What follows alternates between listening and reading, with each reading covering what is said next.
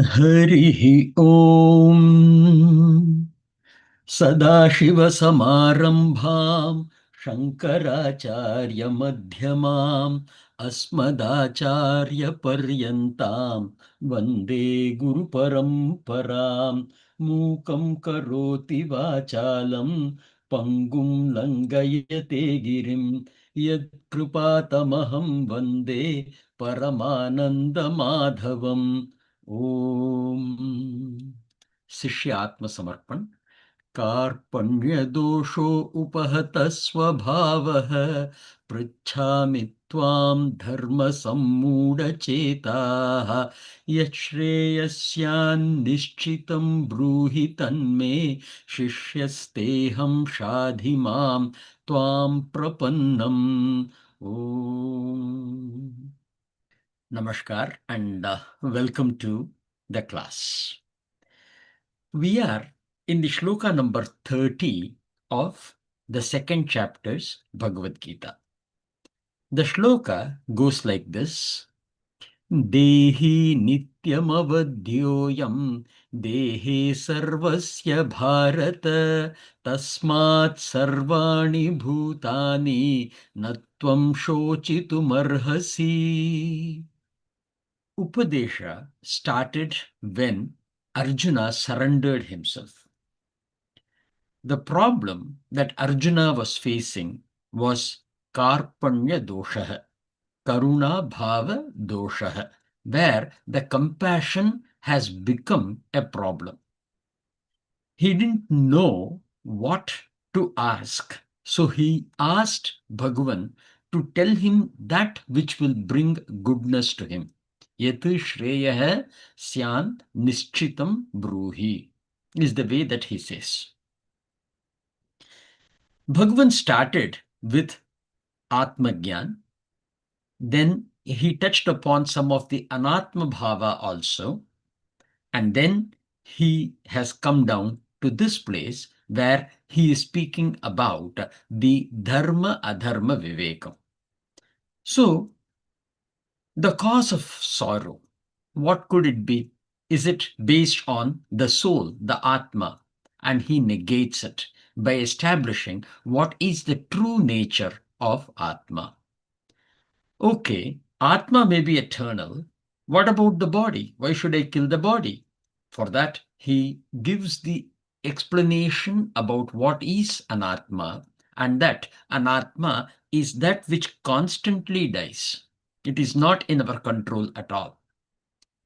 After telling these two, he has moved into the third vikalpa, which is it because you think it is not dharma? And so he will clarify that in the following shlokas. In this shloka, he starts with this saying, Dehi nityam avadhya ayam. Dehe sarvasya bharata. Dehi, one who is the owner of the body, the soul, nityam is at all times, avadhyah, cannot be killed. Ayam. Dehe sarvasya bharata. And this Atma, the soul, is in every body. So it is immaterial of who or what it is. The soul is the base for the body. The body, for it to sustain itself, it requires the support of the Atma, of the soul, and that soul is Avadhya, is the first thing that he says. Bharata, hey, the descendant from the Bharata Vamsha, Arjuna, Tasmat Sarvani Bhutani Natvam Shochitum Arhasi. Tasmat, therefore, Sarvani, for all Bhutani, living beings, Na Tvam Shochitum Arhasi. That is, it doesn't deserve any kind of sorrow that you are experiencing. That is what Bhagavan says in this shloka. So, we can say that this is the conclusion of the Atma Anatma Vivekam. Right? So, after that, he will go into the Dharma Dharma, Dharma, Viveka. Up to Shloka 25, Bhagavan spoke of Atma being killed as a cause of sorrow, and 26 to 29, Bhagavan spoke of Anatma being killed as the cause of sorrow and negates both of them. In this 30th Shloka, he concludes with both. Ayam Dehi, this Atma or soul is Avadhya. That is the basic message that Bhagavan gives in this shloka. Even if all the bodies that carry life is destroyed, then also that Atma remains Avadhya, the self that dwells in the body of every being. So, Dehe Sarvasya, for that Sarvasya, one is all of it being included, which is what Mahapralaya is what it is called. And this is being told by Shankaracharya or within that particular tradition. The self that dwells in the body of everything is the other meaning that can be taken. Let us take a small look at how the darshanas are treating this. The first one that we talk about is Sankhya, Sankhya philosophy.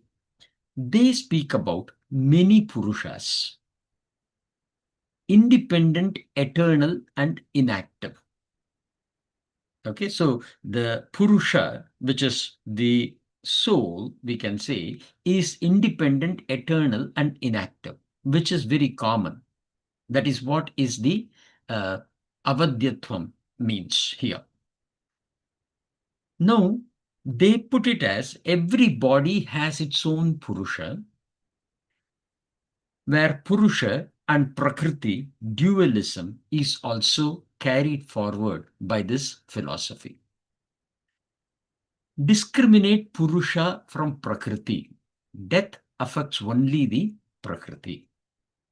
So that is the way they put their philosophy into practice. That is what they emphasize as a philosophy.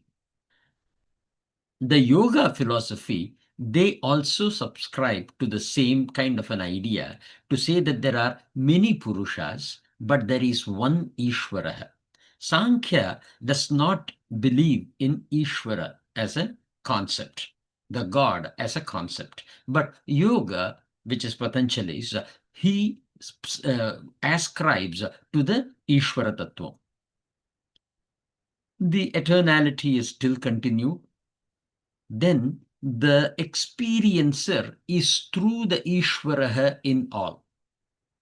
But it is individual Purusha per body. That is what they emphasize on. Same dualism with a divine aid is what they talk about. Detach, realize the self through yoga and surrender to the Ishvaraha. That is their basic philosophy of life. The Nyaya philosophy, which is Tarka based, the logic based, they also go with many Atma, eternal substances. Again, the Purusha or the soul is considered to be eternal. Each body houses distinct Atman. Atman body, a real distinction is created. Understand reality through inference. Don't grieve over the body. That is the way that they talk about moksha. Right? So the philosophy of Nyaya is based on that. It is logical. So that which is experienced is accepted. Very similar to the Dvaita philosophy also. Vaisheshikam is mini Atma. The only difference between Nyaya and Dvaita is Dvaita accepts Veda as a Praman, whereas Nyaya will totally base it on the Tarkam, based on the logic, based on the Nyayam. Vaisheshika is mini Atma again. The quality of the Atman is seen as another kind of an object, but it is eternal. Eternal dravyam is the way that they interpret the soul. Each living being has an individual Atman. Body equals an atomic aggregate of many things. The soul continues after the body disintegrates. That is the way that they speak about Vaisheshika. The Purva Mimamsa, again, it is based on the karma as the main principle behind it. And they emphasize on many doer souls. The Atma is considered as an eternal agent.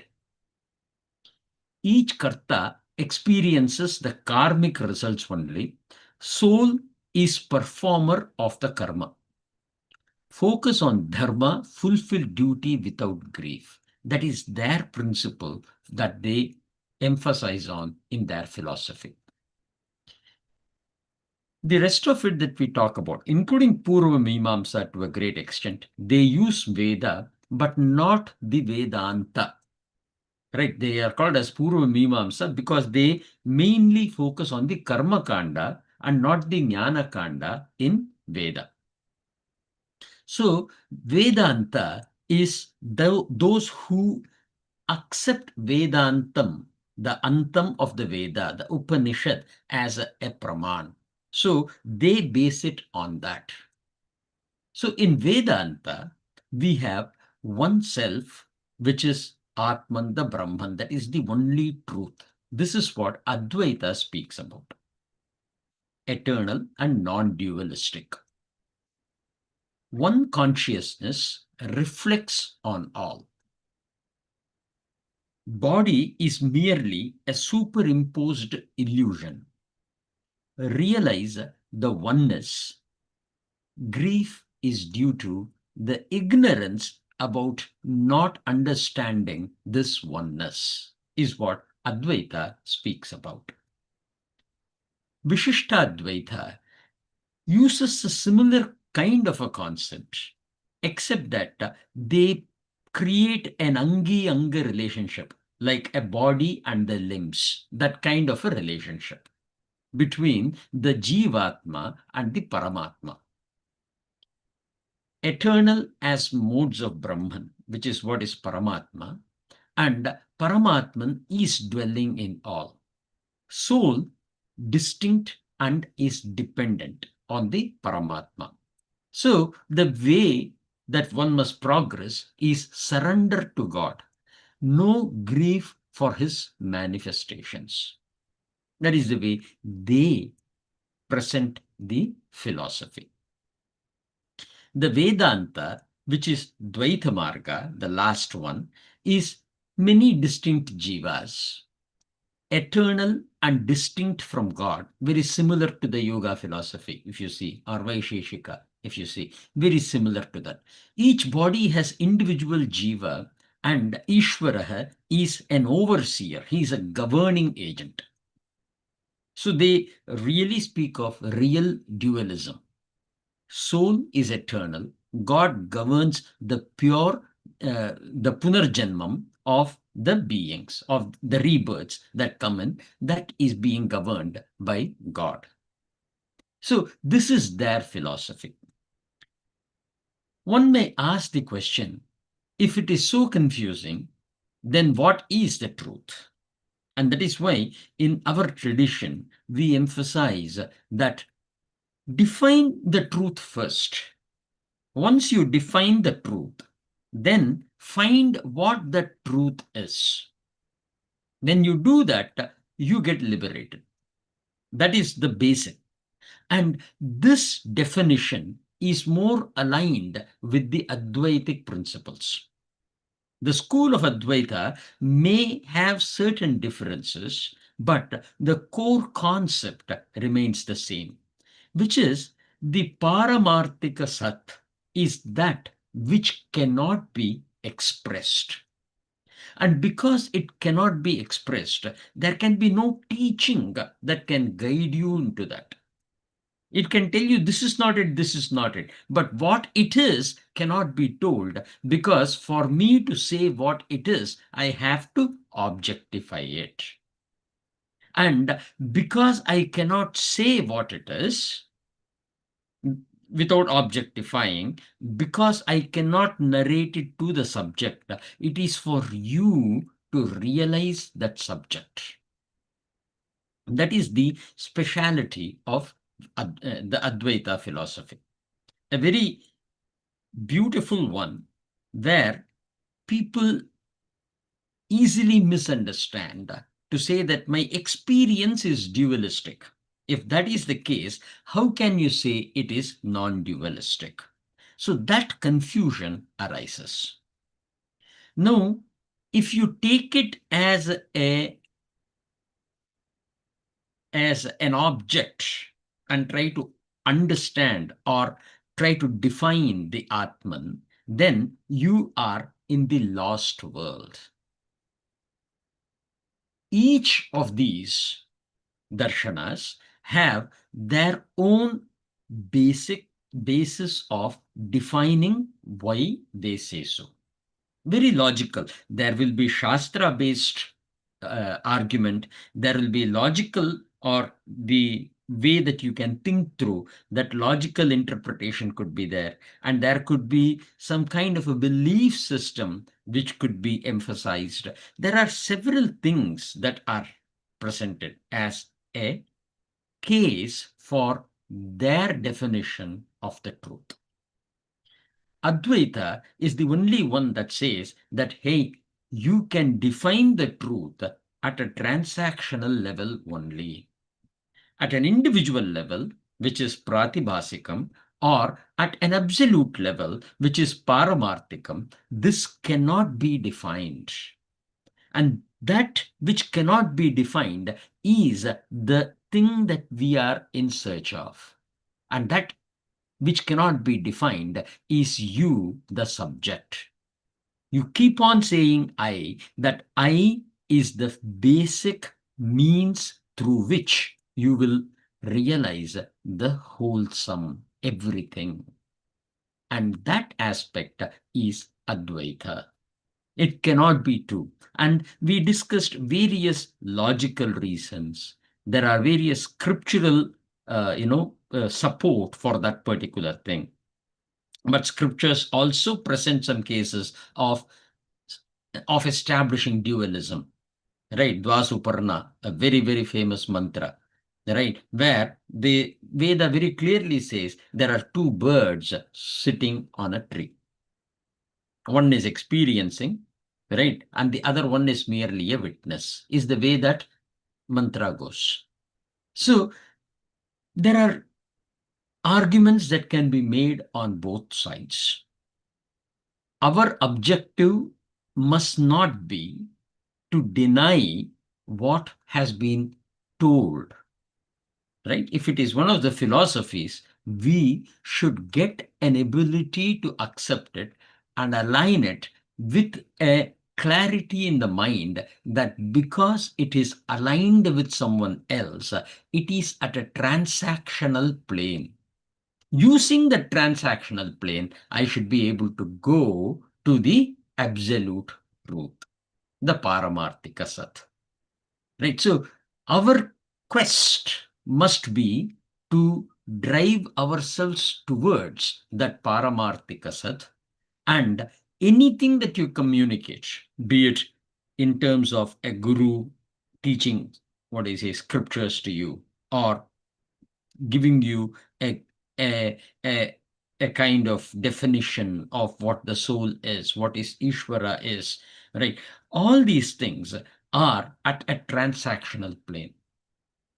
If you go into an absolute plane, it becomes very clear. And that absolute plane is something that you know, but you are unable to uniquely see it.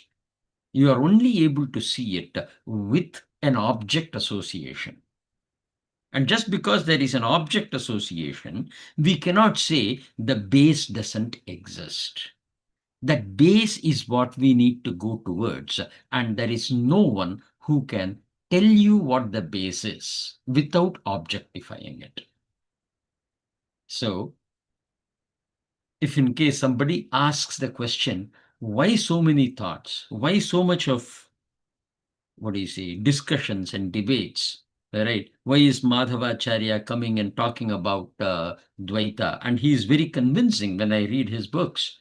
Right? Absolutely. Right? If you are happy with that, go into it. Wait till the time that blossoms in you, the flower comes out in you. Right? It is not material as to what it is. The problem is if you get into the argument of this is correct and this is wrong, remember, you have lost your path. If your path is to find the absolute truth, you must move towards finding the absolute truth, not clarifying that this is right and this is wrong, this is not completely, what do you say, accurate. There are various doubts about it. You should ask these things with a guru, no doubts about it.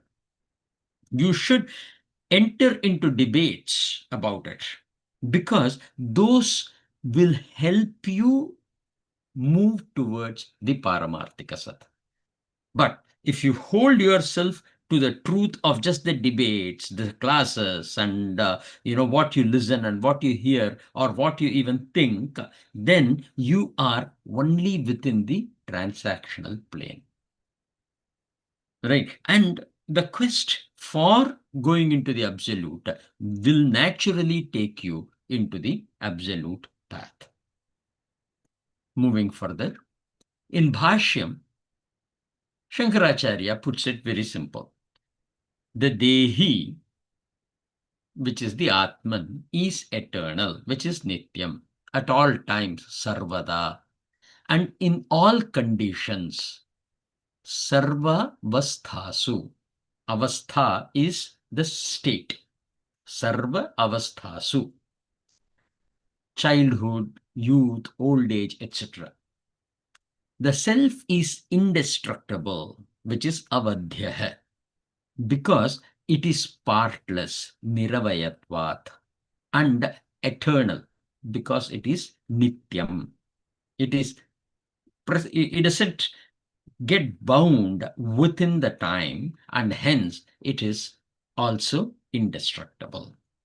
He continues, therefore, even though the body of any being may be destroyed, Vadyamane api is the way that he puts it, the Atma, Ayam Dehi, is not Badhyaha.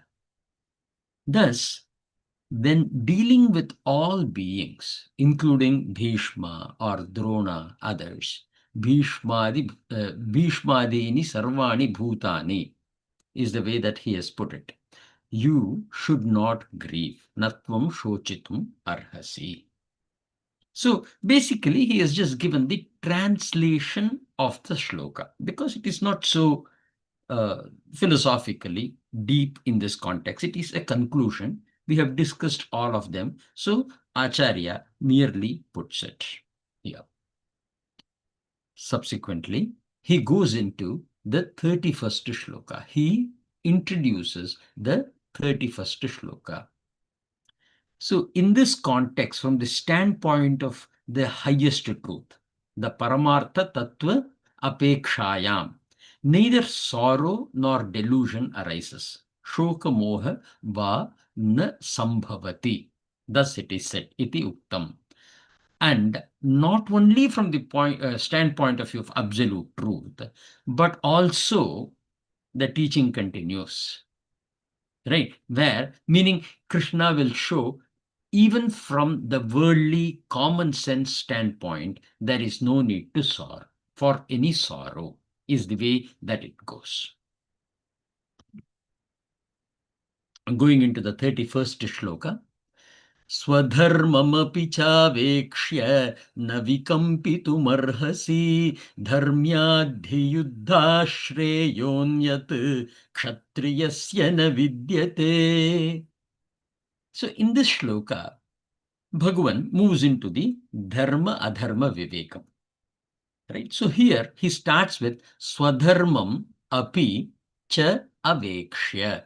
Swadharmam, one's own duty, one's own path of righteousness.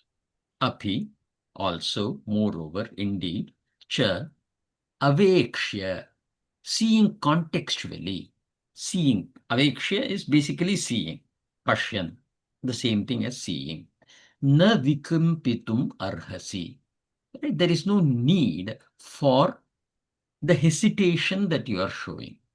Right? Vikampitum is something that is said with respect to trembling or being uncertain about taking an action.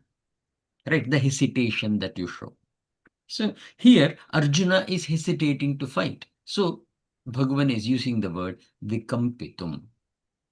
Right? Now he is talking about actual warfare, and vikampitum is contextually the most appropriate word. Dharmyadhi yuddha shreyah anyat. There is nothing which is that which equals the dharma yuddham. Dharmyadhi yuddhat shreyah anyat kshatriyasya na vidyate. To the kshatriyas, they can exist.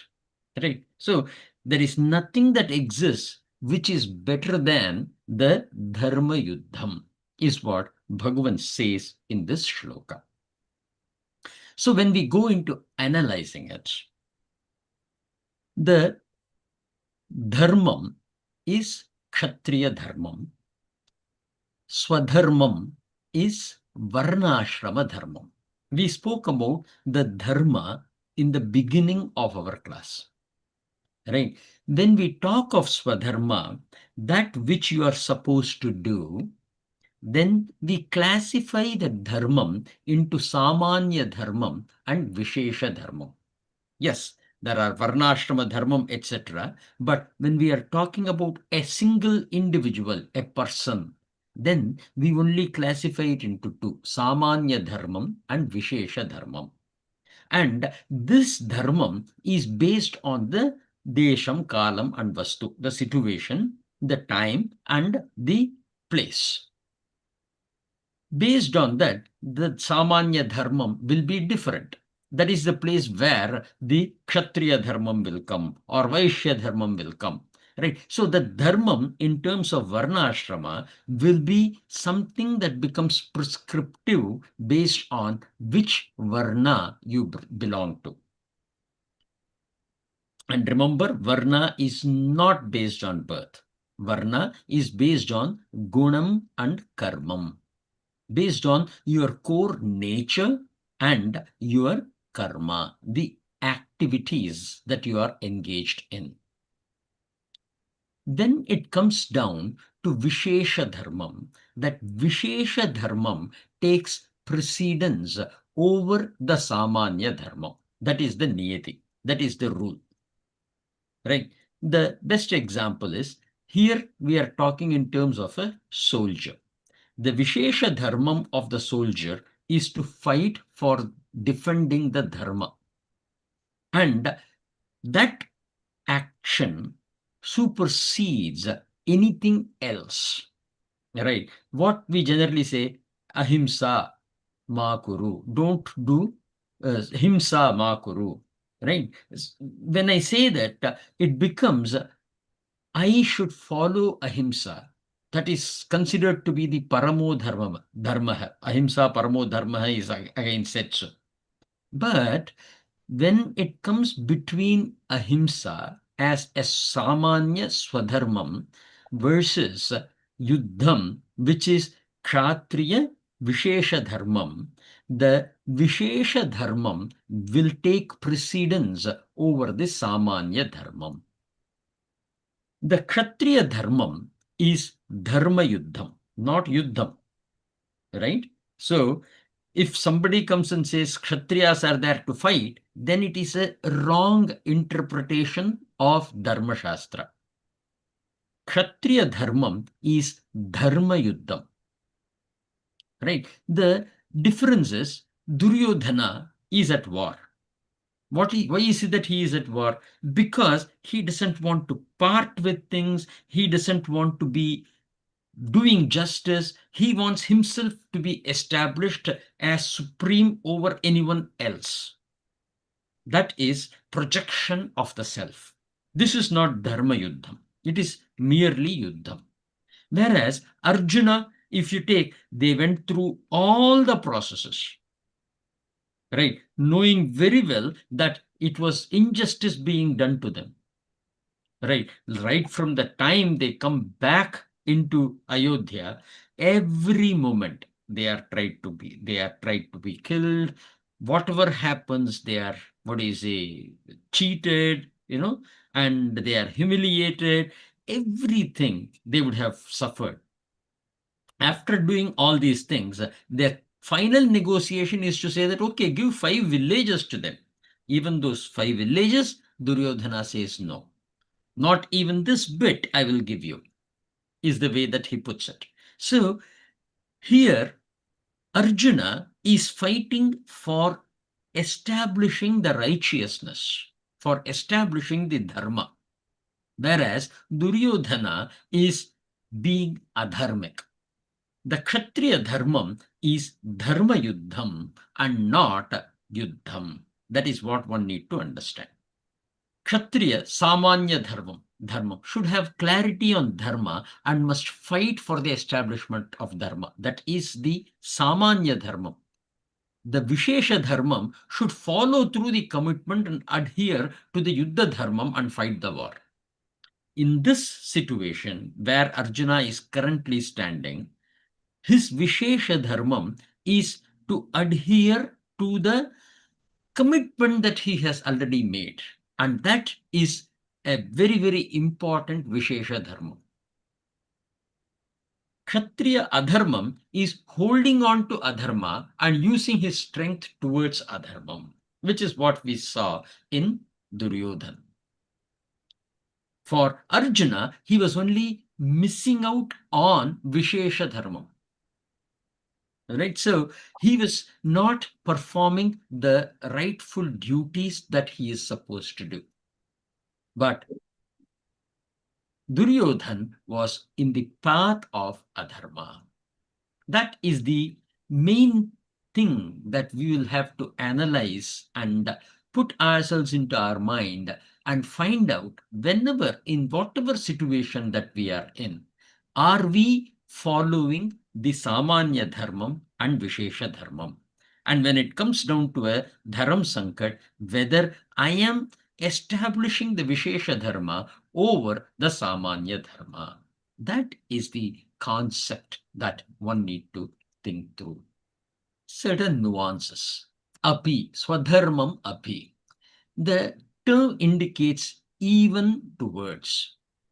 This establishes that whether Arjuna considers the basis of Atma, Anatma, or even on the basis of Swadharma, is the place where the api, the emphasis done by the api, takes a place here.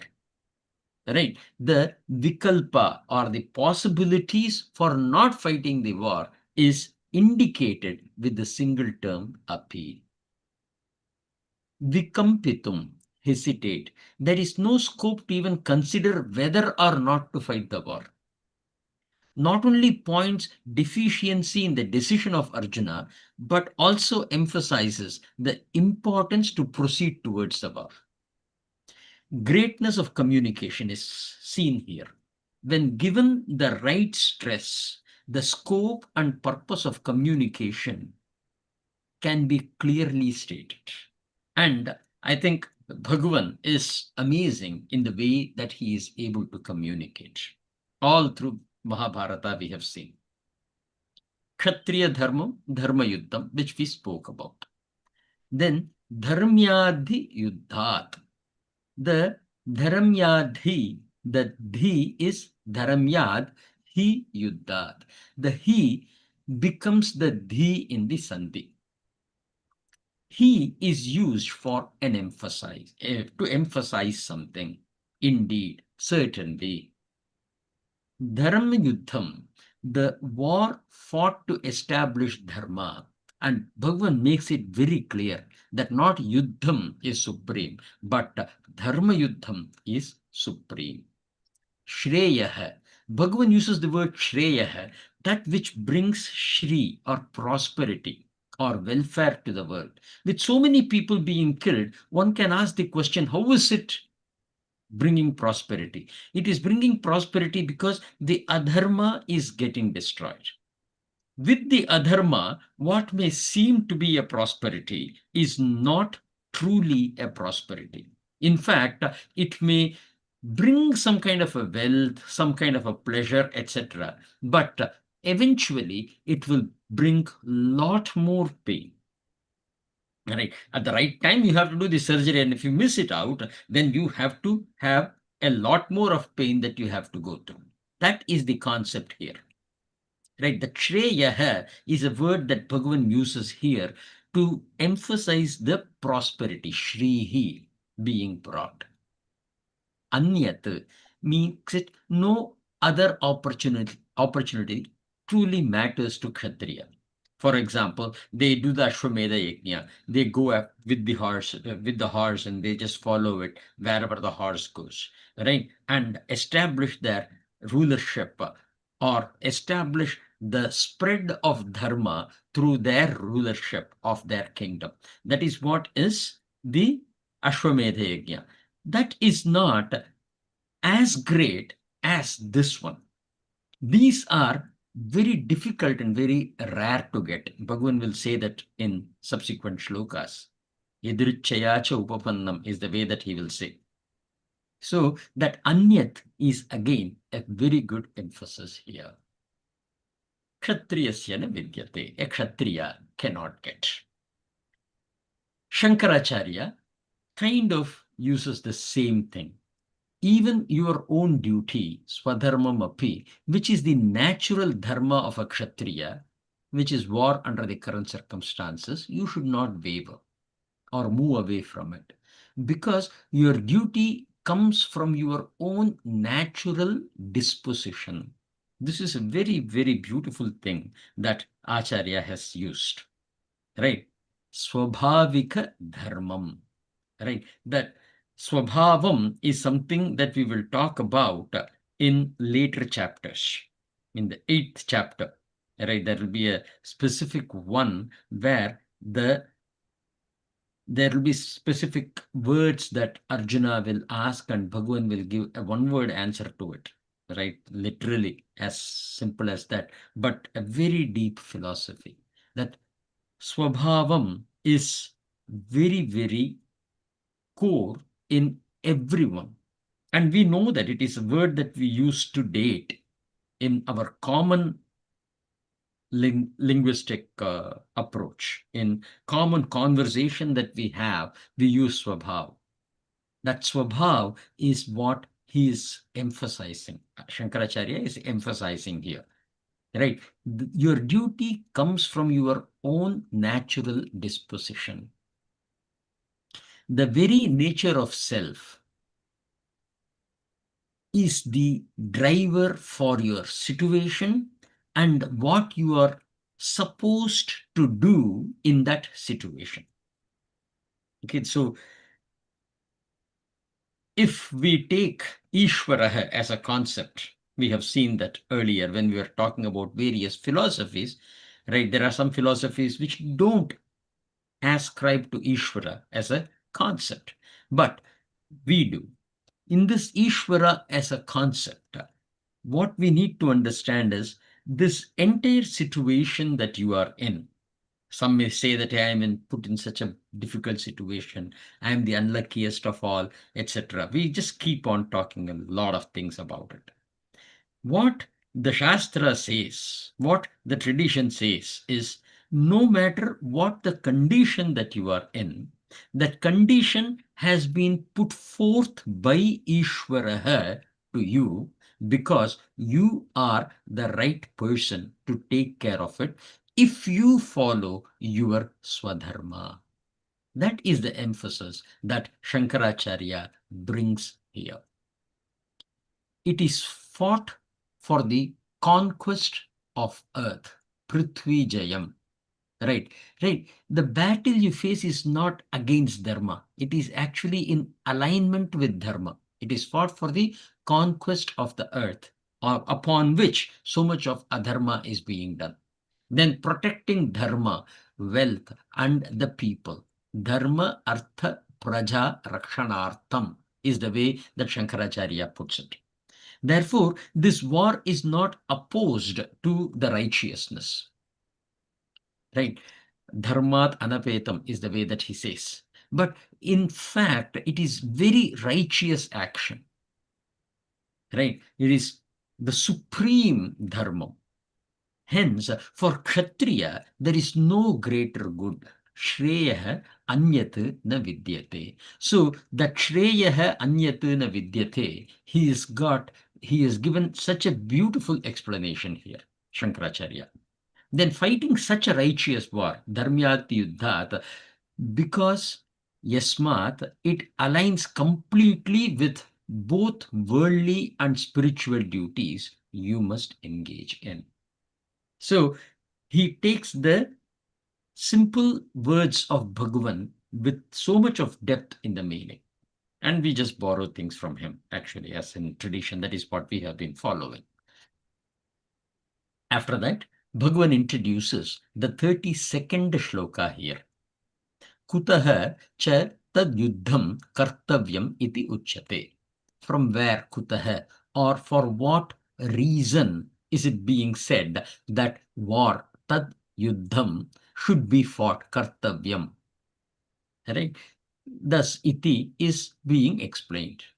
So basically, he introduces the next shloka as why or for what reason this war must be fought. Going further, the 32nd shloka goes like this. Yadrichaya chopapannam swargadvaramapavritam sukhinah kshatriyah partha labhante yuddhamidrisham. So, I was just telling about this. Yadrichaya cha upapannam. Yadrichaya, incidentally, by chance. Cha and upapannam, arrived at. You have gotten this opportunity is the contextual meaning. Swargadwaram apavritam. Swarga is heaven, dwaram is the gate, apavritam is opened up. This is a great opportunity that you have got, which opens the door for heaven. Sukhinaha, feel delighted, brings a lot of happiness and contentment. Sukhinaha, kshatriyaha, to the kshatriyas. Partha, hey Arjuna, son of Pritha. Labhante, labhante is fortune to get. Labh is a word that we say as profit, right? So that is the way. Labhante is something that you get, but because it is associated with law, with labham, it is fortune. It is, you are fortunate to get this particular thing, is the way that Lord Krishna says here. Yuddham idrisham, a war of this kind. So this is the simple shloka. Yadrichaya. Now, opportunities to fight for dharma is very rare. Now, a kshatriya falls into conflicts that situationally drives them rather than come up with an opportunity to fight for dharma. Best example is Bhishma, right? It is not unusual that you have to represent things that you don't actually see it as dharma. In our office, this happens. Maybe I'm not in agreement with it, but I have to do it because I am part of that particular kshetra and it has to be done in accordance with that particular kshetra. There are several people who have asked this particular question with me to say that, hey, I don't think this is the right thing to do. What should I do? Right. So that is the place where we can quote this shloka, where Bhagavan says that you will be very fortunate if you get the right thing to do. But there will be a lot of situations where you are on the side which is doing the wrong, and you may have to side with that wrong thing. It doesn't mean that we will say what I'm doing is right. That will be bad. Nowhere, be it Karna, be it Bhishma, be it Dronacharya, anyone, everybody says Dharma is on your side and Krishna is on your side. So you are sure enough to win. Everybody, towards the end, even Sanjaya will say, right, where यत्र योगेश्वर कृष्ण यत्र पार्थो धनुर्धरः तत्र श्रीर विजयो भूतिर्दिर्वा नीतिर्मतिर्मम. So that is a very clear knowledge. But Sanjaya did not waver. He did not leave Dhritarashtra and go. He has the duty of upholding his duties towards the kshetra that he is committed to. So an opportunity to fight for dharma is a very rare thing that one gets. In Mahabharata, Bhishma or Drona, they have blessed Pandavas, yet they had to fight for Duryodhana. The best example is Shalya. Shalya is uncle of Nakul and Sahadev, Madri's brother. He is the king of Madra, from where Madri comes in. He was known for his great, wheeler, charioteering skills, noble nature, and so on. He loved his nephews. So he goes to meet and join Pandavas in this war. But on the way, Duryodhan greets Shalya, honors him with a lot of gifts and everything, making him absolutely happy, right? And he earns a boon. And as a boon, Duryodhan asks for Shalya to fight for Kauravas. And Shalya, being a Kshatriya, having to keep the promise, he will fight for Kshatriya. And when he fights for Kshatriya, he fights the best, not like, half-hearted kind of a stuff. You are committed into it and you execute it to that fullest commitment. This is a biggest lesson that we can learn from this shloka.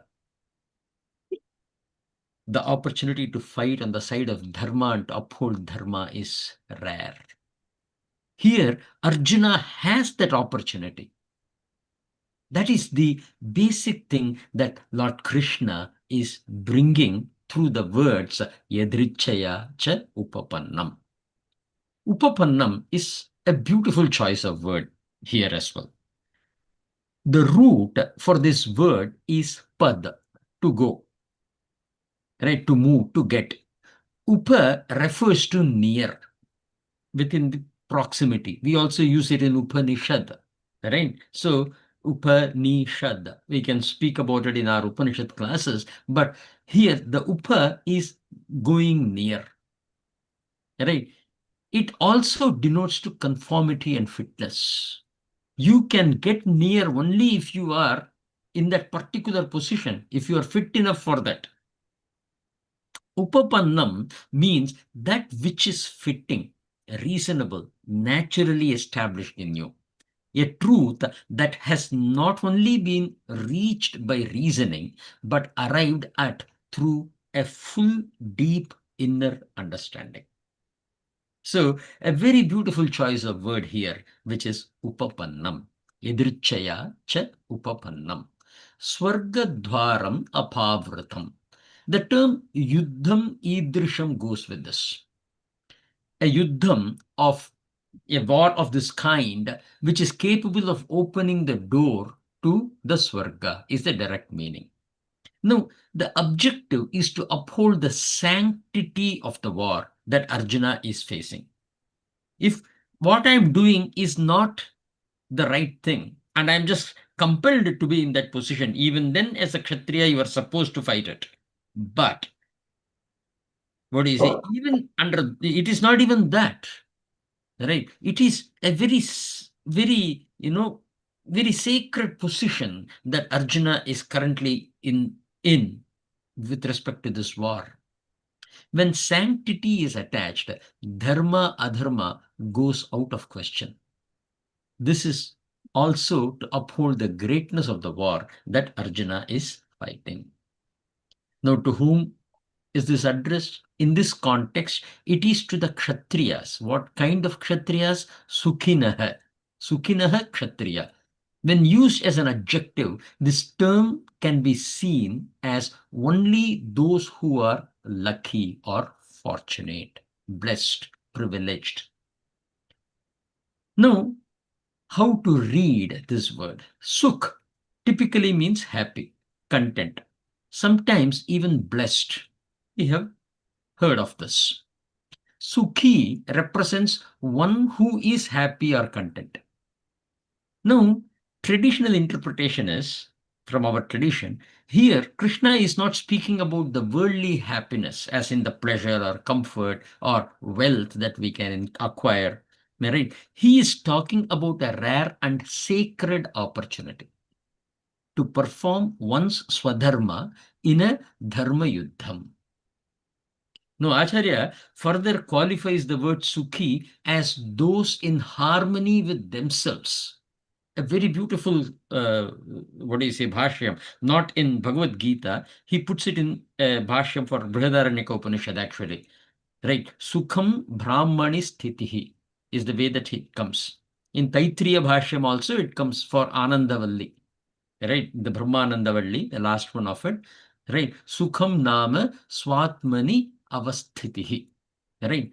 True happiness is establishment in one's own self. And this is a great value for all of us.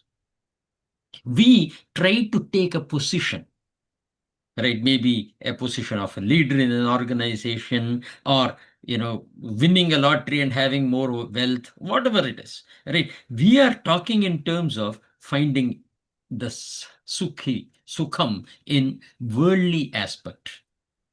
Right? Ma kuru dhana jana yauvana garvam is the way Shankaracharya puts it in Bhajagovindam. Ma kuru, don't do what? Yauvana, dhana jana yauvana. Dhanam is wealth, jana is people, right? And yauvanam is your fitness, youthfulness, garvam, the pride in it, right? So most of us find that the sukham is in running after these kind of worldly things. The Upanishads, the traditions, in fact, almost everywhere, philosophies and spirituality, teachings, anywhere you go, everyone says, if you are self-established, you are the happiest.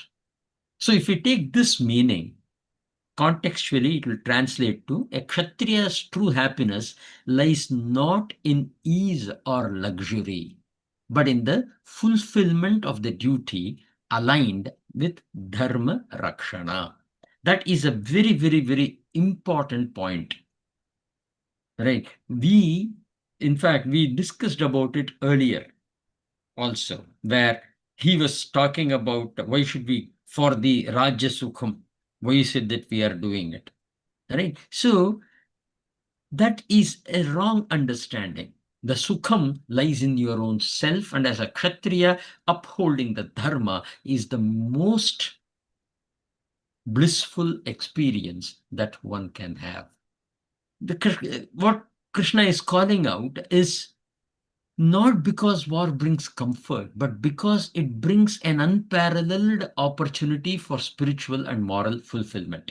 That is the reason why Bhagavan uses the word sukhinaha. Karma is seen as a means to attain the chitta shuddhi, the internal purification, which is essential as a qualification for Atma Gyan, sadhana chatushtaya sampatti. We have spoken about it. Thus, facing such a war is a means to elevate a Kshatriya. In this sense, he is Sukhinaha. There are places I have heard, right, some of the discussions and other places, where in some schools they attribute Sukhinaha to Labhante and interpret this as Kshatriya attain the Sukham. right, through this particular engagement. Nothing wrong. It is absolutely a poetry, and you can obviously associate words with the place where it goes and makes sense. So, yes, it is definitely there. But in our tradition, we look at it from this point of view because we always refer back to Upanishads, and we take the Bhashyam from Brihadaranyaka Upanishad and Taittiriya Upanishad to attach the word Sukhinaha with a specific sense. So here, in this Bhashyam, Shankaracharya says, by chance, idrichaya, without asking for it, right?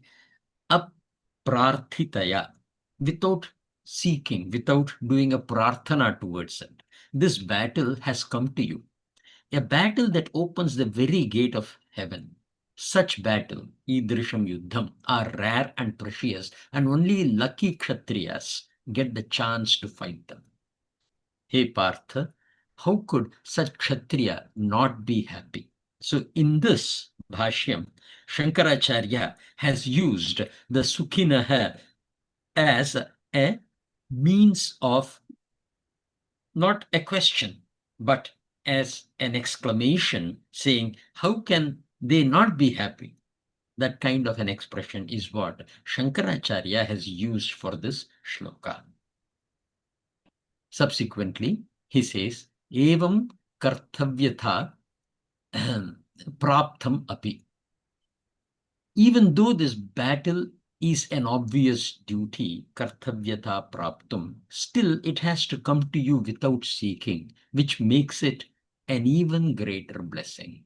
So, how is that is spoken in the next shloka, the shloka number 33. So we will take a break here today and we will come to this shloka. Atachettvamimam dharmyam sangramam na karishyasi tatah swadharmam kirtincha hitva papam avapsyasi. Another beautiful shloka, but we will touch upon it in our next class. Harihi Om Purnamadah Purnamidam Purnad Purnamudachyate Purnasya Purnamadaya Purnameva Vashishyate Om Shanti Shanti Shanti Hari Om Tat Sat.